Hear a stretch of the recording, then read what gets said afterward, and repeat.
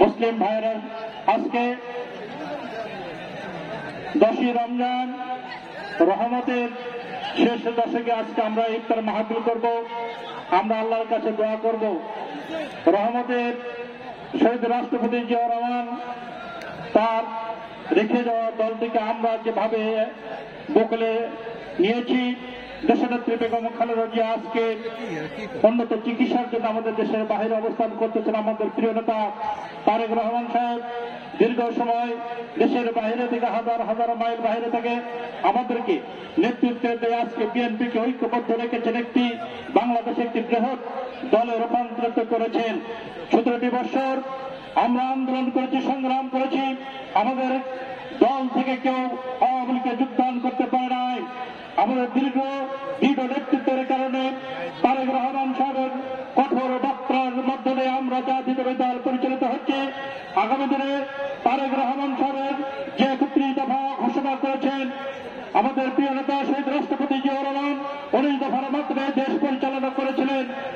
কাল এবং সময়ের পরিবর্তে আজকে তারেক রহমান সাহেবের 31 দফা ঘোষণার মাধ্যমে 31 দফা বাংলাদেশের স্বাধীনতা সার্বভৌমত্ব রক্ষা, গণতন্ত্র রক্ষা, আমাদের সাম্য মানবিক রাষ্ট্র গড়ে তোলার জন্য যে 31 দফা ঘোষণা করেছেন সেটিকে আমরা বাস্তবায়ন করবো ইনশাআল্লাহ।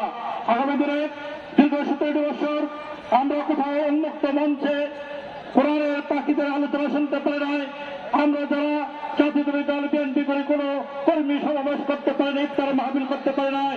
গত 5 আগস্ট ছাত্র জনতা বিপ্লবের মাধ্যমে আমরা যেটুকু অর্জন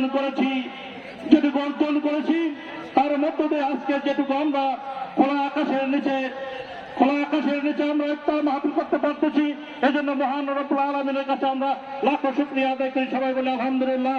প্রিয় মুসলিম ভাইরা, দিনদার পরহেজগার ভাইরা, কাজেই আমরা আগামী দিনে জাতীয়তাবাদী দল বিএনপিকে রাষ্ট্র ক্ষমতায় নিয়ে আসতে হলে আপনার আমাকে জনগণের কাতারে সম্পৃক্ত হতে হবে। তাই আমরা মনে করি আমাদের প্রিয় নেতা আলহাজ কাজী রফিকুল ইসলাম তার দীর্ঘ নেতৃত্বের কারণে আমরা দীর্ঘদিন আন্দোলন সংগ্রাম করেছি এবং তাকে সামনে নিয়ে আগামী দিনে আমরা দুর্বার আন্দোলন করতে হবে এবং সারিয়াকান্দি সনাতন উন্নয়ন করতে হলে যেটুকু করার প্রয়োজন বাংলাদেশ জাতীয়তাবাদী দল বিএনপি আমরা আশা করি আমাদের দলের অ্যাক্টিং চেয়ারম্যান তারেক রহমান সাহেবের নির্দেশে যাকে নমিনেশন দেবে আমরা তাকেই কাঁধে নিয়ে আগামী দিনে নির্বাচনে ঝাঁপিয়ে পড়ব এই আশা এ প্রত্যাশা ব্যক্ত করে আমি আমার কথা বলা শেষ করছি। খোদা হাফেজ। শহীদ মোবারক। দেশনেত্রী বেগম খালেদা জিয়া জিন্দাবাদ। তারুণ্যের অহংকার তারেক রহমান জিন্দাবাদ। বাংলাদেশ জাতীয়তাবাদী দল বিএনপি জিন্দাবাদ। সবাইকে ধন্যবাদ। আসসালামু আলাইকুম রহমতুল্লাহ।